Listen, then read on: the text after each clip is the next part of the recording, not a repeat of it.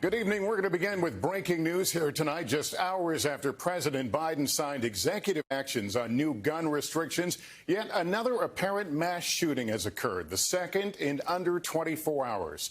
Late this afternoon, gunfire erupting at a business in Bryan, Texas. Officials say at least one person is dead. Several others are critically hurt. It comes after 5 people were shot and killed yesterday by a former NFL player in South Carolina.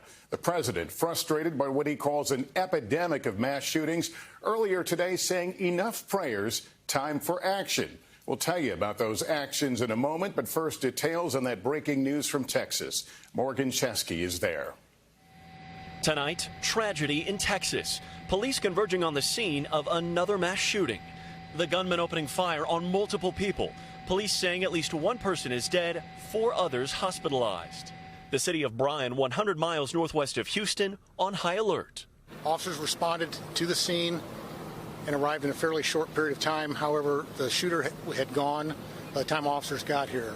The first reports of gunfire came in just after 2:30 local time. We have one shot in the arm, one shot in the back. The call centering around a cabinet business. Police are now asking everyone to steer clear until more evidence can be gathered at the scene.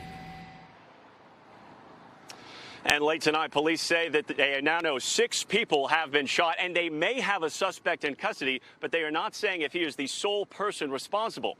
In the meantime, ATF agents are headed to that scene to assist in the ongoing investigation. Lester. All right, Morgan Chesky with that breaking news. Thanks. This follows that staggering loss in a South Carolina community near Charlotte after a former NFL player shot and killed 5 people, including a well-known doctor, his wife, and 2 grandchildren. Sam Brock is there with late details. Tonight, unspeakable tragedy. There's nothing about this right now that makes sense to any of us. Police say former NFL player Philip Adams shot and killed 70-year-old Robert Leslie, a prominent doctor, his wife Barbara, and their 2 grandkids, only 9 and 5 years old, as well as a 38-year-old man working on the property, critically injuring a second worker before taking his own life in a bedroom at his nearby parents' home. Adams' father, choked up, speaking to NBC station WCNC. Yeah, he was a good kid, and I think the football messed him up. Police today reading an emotional statement from the victims' families. There are no answers that will satisfy the question why. We are sure of one thing.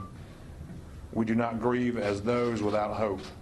Adams was a 2010 draft pick of the San Francisco 49ers, who played for 6 NFL teams. The league releasing a statement. Our hearts go out to the families and friends of the victims of this devastating tragedy. In a 2019 Valentine's tweet, Robert Leslie wrote, "Lives are unexpectedly changed or ended, and it happens suddenly. So tell that someone that you love just what you're thinking of." At this point, the sheriff's department says there's no indication of a doctor-patient relationship between these neighbors. Lester? All right, Sam Brock, thank you. And as you've heard, those mass